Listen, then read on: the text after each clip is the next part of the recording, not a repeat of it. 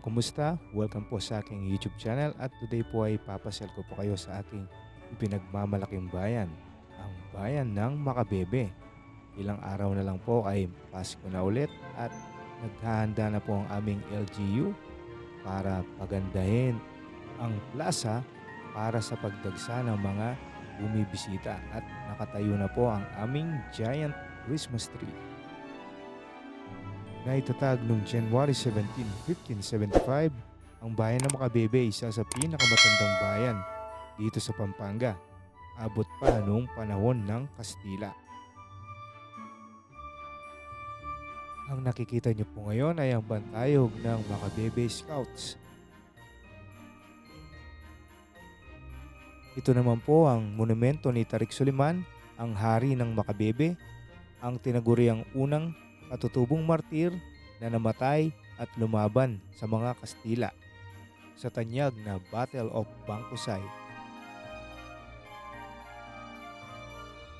Ito naman po ang parokya ng San Nicolas de Tolentino, isa rin sa matatandang parokya dito sa Pampanga.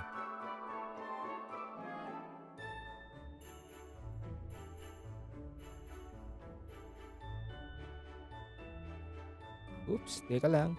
Parang nagiging historical tour na po tayo at simulan na natin ang pamamasyal. Kung mapapatpad po kayo dito sa bayan ng Makabebe, hindi po kayo magugutom dahil marami na pong mga food chains na nakatayo dito. Meron na po tayong Jollibee, McDonald's, Shakey's. Meron din po tayong mga iba't ibang mga cafes na nagsusulputan. Kung gusto nyo pong mag-samji ay meron din po dito niyan. Lahat po yan ay malapit lang dito sa pinaka-plaza. At kung low budget naman po kayo, meron pong mga tusok-tusok at mga lugawan, parisan, gotohan sa tagiliran po ng munisipyo. Kita nyo naman po, meron pang mga bilihan ng mga murang laruan sa harapan ng munisipyo at sa Disyembre sigurado darami pa yung mga nagtitinda dyan. Last year nga po ay nagkapwesto nga dyan ang Sabrina Show at nagbenta po sila ng murang sapatos at dumating din po dyan si Budang.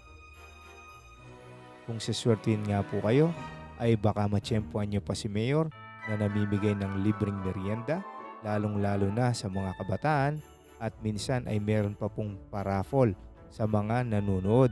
Noon nga, isipin nyo uupo ka lang sa bangko at matsitsyempuan mo na may premyo pala yung bangkong naupuan mo. At yan naman po ang pinagmamalaking giganting Christmas tree ng bayan ng Makabebe.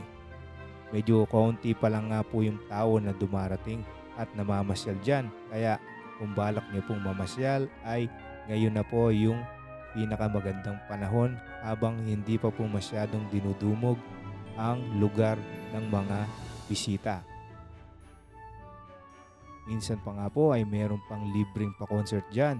Meron pong tumutugtog na mga banda at meron pa pong pa-zumba.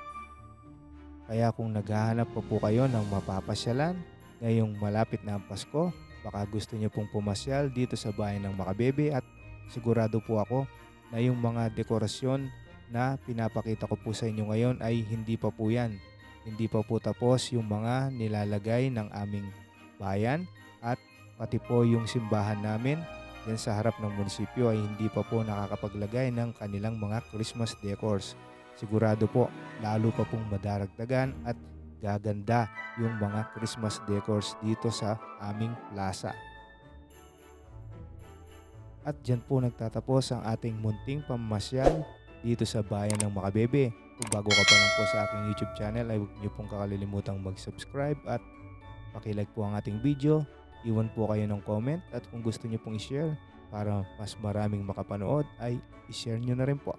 Ito po ang inyong kuya, signing off. Bye-bye!